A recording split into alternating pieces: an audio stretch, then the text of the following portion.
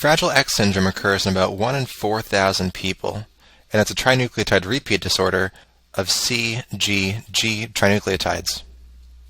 And it's a trinucleotide repeat disorder of CGG trinucleotides in the gene FMR1. This gene is on chromosome X and stands for Fragile X mental retardation 1. The product of this gene plays a role in brain development. This trinucleotide expansion ultimately results in increased methylation of the gene, which decreases expression of the gene and also affects the chromosome structure, which gives it a fragile appearance on microscopy. That said, nothing is actually fragile in this disease, so it's kind of a misnomer. You can first recognize this in a patient with a long face and a large jaw and everted ears, which you can see in this patient. And these patients will also have autism and macroorchidism and are predisposed to have mitral valve prolapse. This is a list of the most common trinucleotide repeat disorders. They can be inherited in a variety of ways. For example, Huntington is autosomal dominant, and Fragile X is X-linked recessive. The number of repeats expands in the female germline, so when these diseases are inherited from a female parent, they exhibit anticipation, which again means that the age of onset is earlier in successive generations, or the symptoms are more severe. You should memorize the actual 3-letter trinucleotide repeat sequences, since this may help you answer questions on the exam. There are a couple really useful mnemonics in the book to help you remember both the diseases and the repeated sequences, so I recommend using those. As far as the characteristics of the individual diseases, they're all covered in more depth in other places, so I won't go through them here. Autosomal trisomies occur when 3 homologous chromosomes are present in a zygote, rather than the normal set of 2. So what I'm showing you here is a normal karyotype in which you can see 2 copies of each chromosome. But if there were 3 copies instead of 2 for any of these, that would be a trisomy. By the way, do you think this is a male or a female karyotype?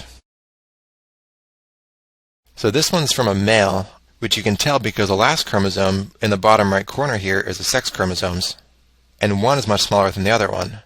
So this is the X chromosome and this is the Y, which means this person is a male. So how does a trisomy happen? This can be caused by one of several possible errors during meiosis. Non-disjunction is when chromosomes fail to separate during meiosis. So non-disjunction during meiosis 1 will result in both homologous chromosomes ending up in one gamete. And non-disjunction during meiosis 2 can result in having 2 sister chromatids end up in the same gamete. Chromosomal translocations, which I'll talk about in a couple minutes, can also result in autosomal trisomies. The 3 most common trisomies are trisomy 21, or Down syndrome, trisomy 18, or Edwards syndrome, and trisomy 13, or Poteau syndrome. Trisomies of the other chromosomes are not viable. Down syndrome is the most common, with a prevalence of 1 in 700 people, and is the most common cause of intellectual disability. Patients often have several classic characteristics, including flat faces, prominent epicanthal folds, which are the folds of skin on the medial aspects of the eyes, and a single palmar crease, which means there's only one fold of skin across the palm. They can also have a gap between the first 2 toes, duodenal atresia, and congenital heart disease. And they have an increased risk of acute lymphoblastic leukemia. Lastly, these patients have an increased risk of Alzheimer's disease, which they can get at younger ages. The most common cause of Down syndrome is meiotic non-disjunction, which becomes increasingly common with advanced maternal age. At the age of 20 or younger, this non-disjunction occurs in about 1 in 1,500 pregnancies, whereas in women over the age of 45, it increases to about 1 in 25 pregnancies. More rarely, it can be caused by Robertsonian translocation, which I'll talk about soon, or Down mosaicism, which is when non-disjunction occurs very early in embryogenesis, rather than during gametogenesis, so it only affects some cells. Down syndrome can be diagnosed during pregnancy using ultrasound in the first trimester, on which a fetus with Downs will have what they call increased nucleotranslucency. And what this means is how wide this translucent, or black area is here, at the back of the neck.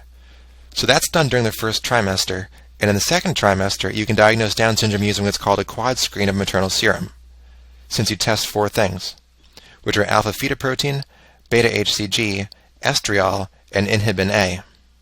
If the baby has Down, alpha-fetoprotein and estriol will both be decreased, whereas beta-HCG and inhibin A will both be increased.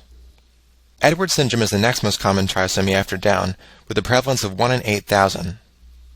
It's much more severe than Down syndrome, and patients have severe intellectual disability, rocker bottom feet, small jaws and low set ears, clenched hands like you can see here, a prominent occiput, and congenital heart disease. These babies are usually born alive but die within 1 year of birth. On the quad screen, maternal serum is usually low for all 4 of these markers, although inhibin A can also be normal. The least common trisomy is Pateau syndrome, which occurs in only 1 in 15,000 pregnancies.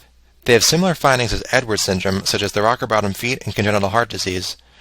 However, they also can be distinguished from Edwards because they have small eyes and a small head, extra fingers, which you can see here, a cleft lip or palate, and in some cases holoprosencephaly, which is when the prosencephalon fails to develop into 2 hemispheres, which can cause fusion of bilateral structures such as the eyes across the midline. Babies with Pateau syndrome usually die soon after birth. For this one, we won't use a quad screen in the second trimester, but in the first trimester, you'll see low beta-HCG and low PAPPA, which, by the way, you would also see in the first trimester during Edwards syndrome, and also an increased nuclear translucency like I showed you in Down syndrome. Alright, this will be the last flash quiz for this section. So what is the trinucleotide repeat sequence in Fragile X syndrome? This is CGG, and I know it may seem like an obscure fact to memorize, but this is one of those things that if you take a few minutes to drill it into your brain, it can really help you get some points on test day. A chromosomal translocation is the exchange of genetic material between non-homologous chromosomes. So in this image, the yellow chromosomes are homologous with each other, and the blue chromosomes are homologous with each other. So let's say the yellow chromosome represents chromosome 14, and the blue is chromosome 21. A translocation can be either reciprocal or a non-Robertsonian translocation, in which actual DNA fragments are exchanged between the 2 chromosomes, or a non-reciprocal or Robertsonian translocation. Reciprocal translocations can happen between any chromosomes.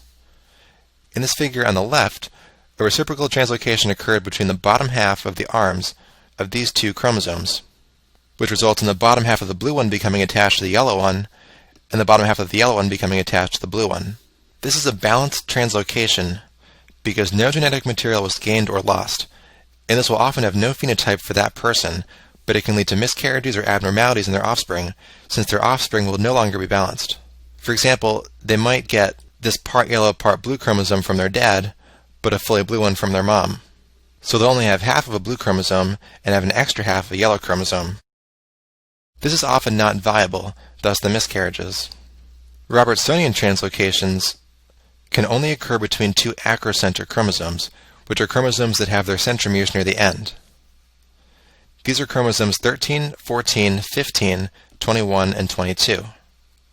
It involves the replacement of the short end of one chromosome with the long end of another one, which results in one chromosome with 2 long arms and another with 2 short arms. This smaller one usually gets lost because it's so small. Since the short arms don't contain a lot of genetic material, this is usually not a fatal loss. Down syndrome can occur if the long arm of chromosome 21 is translocated to join up with the long arm of chromosome 14. If this occurs in the germline and is passed on to an embryo, the offspring can end up with 2 normal chromosome 21s and an extra copy attached to chromosome 14, which is basically the phenotype of this person on the right. This results in a total of 3 21st chromosomes, causing Down syndrome. So what would happen if you end up with an extra copy of chromosome 14?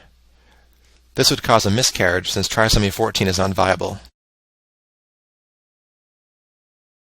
Cri-du-chat syndrome, which literally means cry of the cat, is a congenital syndrome resulting from a microdeletion on the short arm of chromosome 5. And the different genes that are deleted are responsible for the different phenotypes of this disease. Alright, so when should you suspect this? Well, first of all, when they're young and they're crying, these patients make a sound like a cat, thus the name Cri-du-chat. But this goes away by the time they're 2 years old. So you can also recognize these patients by some of the traits you can see in this time course.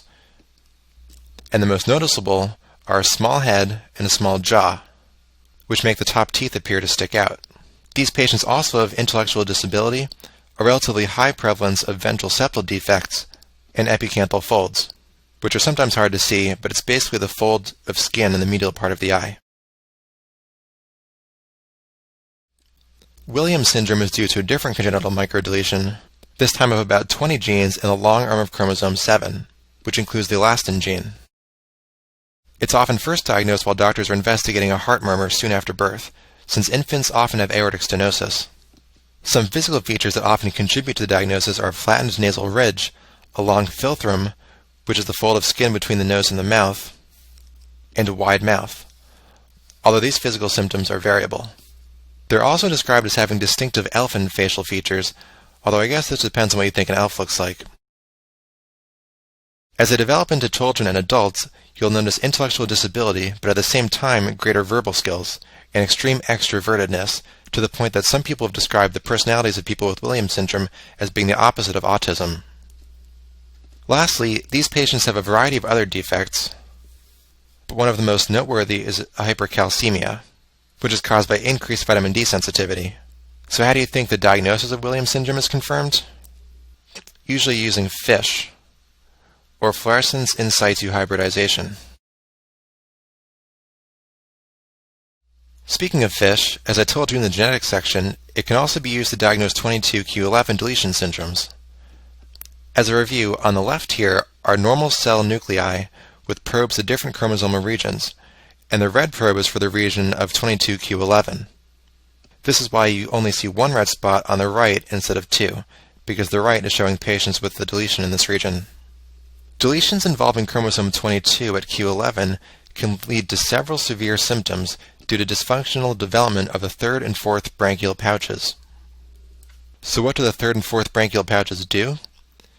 Well, as we'll talk about in the reproductive chapter, the third branchial pouch develops into the inferior parathyroids and the thymus, and the fourth branchial pouch develops into the superior parathyroids. The variable presentation of this syndrome includes cleft palate, abnormal facial features, thymic aplasia, which causes a T-cell deficiency, cardiac defects, and hypocalcemia secondary to parathyroid aplasia. You can remember these using the mnemonic Kesh22. Now, DiGeorge syndrome includes thymic, parathyroid, and cardiac defects, while velocardiofacial syndrome includes palate, facial, and cardiac defects. Alright, let's wrap up the genetics section with a step 1 style question. So, a concerned mother brings her 5-year-old child to the pediatrician's office. She explains that the child has been healthy since birth, but has recently begun to have difficulty standing up. The child has very large calf muscles, and he is diagnosed with a genetic condition. Which disorder shares the same inheritance pattern? So like a lot of questions on the step 1, this requires 2 steps to figure out. The first step is diagnosing the condition, and the second, in this case, is picking a disease with a similar inheritance pattern. So first of all, what disease does this patient have? Well, the real giveaway here is the very large calf muscles in a child, which should really make you think about muscular dystrophy. The fact that the patient is a male and is 5 years old will confirm this diagnosis, and further suggest that this is Duchenne muscular dystrophy. Alright, so what's the genetic cause of muscular dystrophy? A mutation in the dystrophin gene. And what's the inheritance pattern? This would be X-linked recessive, which is why you pretty much only see it in males. Alright, time for the second step. So which of these diseases is X-linked recessive? This would be hemophilia A, which is answer choice C. So I know it's not something we covered in depth in this section, but hopefully you've seen this before, and it is mentioned in our list of X-linked recessive disorders. You can also use process of elimination for a question like this. So what are the modes of inheritance for these other diseases? Well, cystic fibrosis and hemochromatosis are both autosomal recessive, whereas Marfan syndrome and neurofibromatosis are both autosomal dominant.